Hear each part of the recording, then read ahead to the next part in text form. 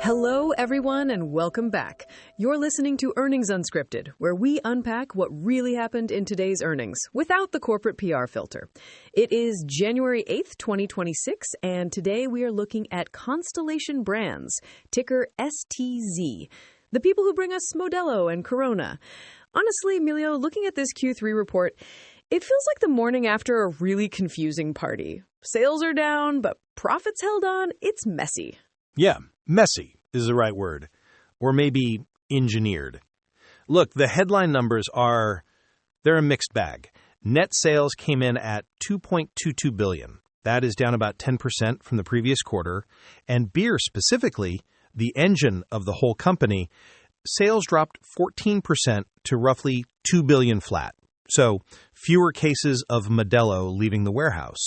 Right, which sounds bad. But then you look at the bottom line, and comparable EPS came in at $3.06, which is basically flat compared to last quarter. How do you lose 10% of your revenue and keep earnings exactly the same? Discipline. Or aggressive cost management. Take your pick. Actually, before we give them too much credit, a lot of that stability is just expectations management. The market knew this was a softer quarter seasonally. What's interesting is the reaction. The stock opened this morning, what was it, gapped up to 143? Yeah, it actually ran up to near 151 right before the call started. Everyone was excited they didn't cut full-year guidance. But then the call started. Right. The call started, the executives started talking, and the stock started sliding. It gave back about 2% from those highs during the Q&A. I think investors realized that while the guidance held up, the reasons for the slowdown are getting a little more structural. We're not just talking about bad weather anymore. We're talking about tariffs and, my personal favorite phrase from the report, a slowdown in 4,000 plus calorie jobs. I saw that. 4,000 plus calorie jobs. I want to dig into that in a minute because it is such a wildly specific way to describe your customer base. It feels very dystopian economist. It's honest, though. Construction, mining, agriculture, if those guys aren't working, they're not drinking Modelo. Simple as that. Okay, fair. Before we get into the heavy machinery of the P&L, though, quick reminder for everyone listening, Miro and I are just two voices in your headphones. Nothing we say here is financial advice. We're just sharing our personal opinions on the data. Please do your own research before you go buying or selling anything. All right, so Miro, the beer volume is down. The wine business is, well, it's mostly gone at this point due to the divestitures. Is this just a bad quarter, or is the growth story actually cracking?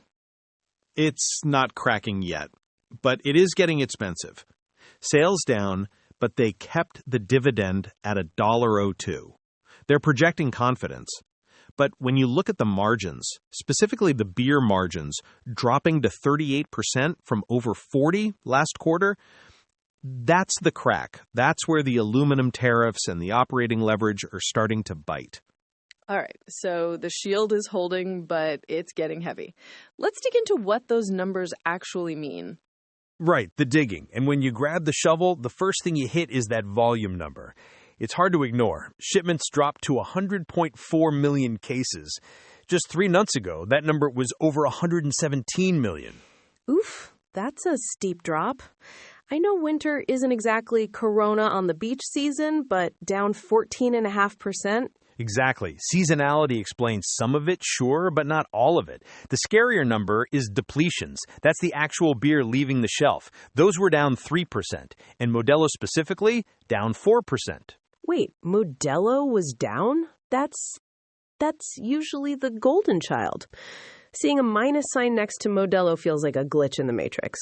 No glitch, just gravity. And that volume drop hits the margins immediately. Beer operating margin fell to 38% flat. That is a pretty significant step down from the 40.6% we saw in Q2. So they're selling less beer and making less profit on every can they do sell. And I saw they called out aluminum tariffs? Yeah, higher COGS. When you run a factory with lower volume, your fixed costs eat you alive. Add in the tariff spike on aluminum, and you get that margin compression. Basically, it costs them more to make less. The the classic lose-lose efficiency curve. But hey, look over at the wine and spirit side for a second. It kind of bounced back. Sales were $213 million, which looks a lot better than that 136 number last quarter. Look, don't pop the champagne yet, or the premium Pinot. That bounce is mostly just the dust settling after they sold off Svedka and the other brands. If you look at the organic sales, apples to apples, that segment is still shrinking 7% year over year. Right, so the premiumization strategy, where they sell less wine but charge more for it, is still, let's call it a work in progress. Work in progress is polite. But here's the thing that really confuses the model. Despite the volume drop, despite the margin squeeze, and despite the shrinking wine business, they kept the full year guidance exactly the same. $11.30 to $11.60 per share. Which feels optimistic. I mean, if Q3 was this soft, they basically have to have a perfect Q4 to hit that target, right? Pretty much. And that's the high wire act. Management explicitly said on the call that Q4 margins are going to be pressured by new depreciation and, wait for it, higher tariff impacts. So keeping the guidance flat feels a bit like staring down the storm and refusing to blink. Yeah. The macro is getting worse, but our spreadsheet says we'll be fine. Okay, that's the financial snapshot, but I want to pivot back to something you hinted at earlier, because when a beer company starts talking about specific labor markets and a calorie burn to explain their earnings, I feel like we need to unpack the sociology of that. Oh, we definitely do. That's where the real story is hiding. It's incredibly specific. Most companies just say macro headwinds or consumer softness. Constellation is out here counting how many calories their customers burn at work. Because for them, that is the macro. They're not selling software. They're selling caloric relief. They track sectors like construction, agriculture, mining, jobs where you are physically exhausted at the end of a shift. And what they're seeing is a deceleration, specifically in construction, and even more specifically with their Hispanic consumer base in California. So connect the dots for me. The job market for heavy labor slows down.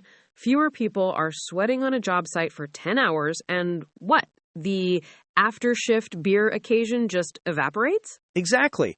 If you don't burn the calories, you don't feel the need to drink the calories. It sounds simple, but think about what it signals. This is a leading indicator. Before the national unemployment rate spikes, the Modelo index, if you want to call it that, starts flashing red because the guys framing houses or pouring concrete are getting fewer shifts. That is actually kind of profound. It's like a blue-collar recession that isn't showing up in the headline GDP numbers yet, but it's showing up in the beer cooler. Right. And remember, Modelo Especial depletions were down 4%. That brand has been a rocket ship for years. If that engine is stalling, it's not because people suddenly stopped liking the taste. It's because the wallet of that specific demographic is getting squeezed. And it's not just the consumer's wallet getting squeezed, right? You mentioned the tariffs earlier. I feel like we need to talk about that because usually companies list trade policy as a risk. But Constellation is saying, no, this is a receipt we are already paying. Yes. This is the other side of the vice. You have demand softening because of the labor market, and simultaneously the cost to produce the product is spiking. They explicitly called out aluminum tariffs. This isn't theoretical politics anymore. It's a line item in the COGS. Cost of goods sold. Right. Aluminum prices are up. Tariffs are up. And management was very clear that impact gets worse in Q4 because of how their inventory flows works. And just to layer on a bit of accounting misery. Please do. I was feeling too cheerful. Sorry. But in Q3, they actually had a benefit from depreciation. It helped the margins. But in Q4, that flips. They've got new assets coming online, big capacity expansions, which means the depreciation bill comes due right as sales are seasonally lowest. Okay, so let me summarize the deep dive here. They have a core customer who is working less and buying less beer. At the same time, the government is making the aluminum cans more expensive, and their own factories are about to get more expensive to run due to this depreciation flip. And yet, They held the full-year guidance. Which brings us back to that high wire act. It feels like they're betting on a miracle in the gaps, or maybe they just didn't want to spook the market before the fiscal year ends. Or they're banking on pricing power to hide the volume loss. But you can only raise prices so much when your customer is losing their 4,000 calorie shifts. Eventually, the math breaks. Yeah, it's a lot of friction in the system. So let's step back for a second and think about what all this means going forward. If the Modelo index is flashing red, what does that tell us about the next 6 months? It tells us that certainty is getting expensive. Usually companies love to give long-term targets. It anchors the stock. But Constellation explicitly said, we'll talk about fiscal 27 in April. They push the conversation out. Which in corporate poker is basically checking your hand, right? You don't fold, but you definitely don't raise. Exactly. They cited the worsening macro environment as the reason. That is not the language of a company expecting a V-shaped recovery in Q4. It suggests that they are buying time to see if this construction slowdown is a seasonal blip or something structural. And while they wait, they still have that lingering wine and spirits business. I know we glossed over it because beer is the giant, but right. Is that turnaround actually working, or is it just less bad than before? Less bad is the technical term I'd use. Look, they cleaned it up. They sold the cheap stuff, but organic sales are still down 7%. The margins there are roughly 15%. Compare that to beer's 38%. It's not dragging the ship down anymore, but it's certainly not an engine. The company is effectively a mono-product bet on the Hispanic consumer economy. That's the scary part, isn't it? It feels like for years the premiumization story, everyone trading up to better beer, was unstoppable. But if the Modelo index is right, we might be hitting a ceiling. Not because people don't want the premium beer, but because the extra cash just isn't there. That's the risk. When your affordable luxury becomes just luxury, your addressable market shrinks.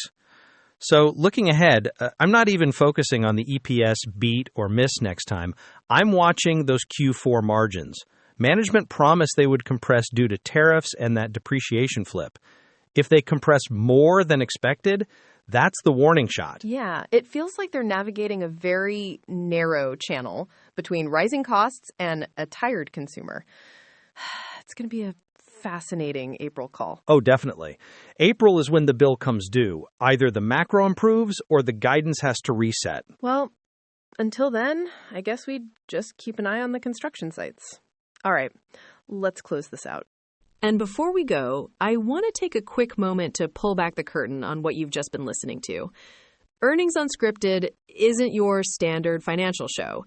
It's actually an experiment by a small team of enthusiasts exploring the frontier of what AI can really do.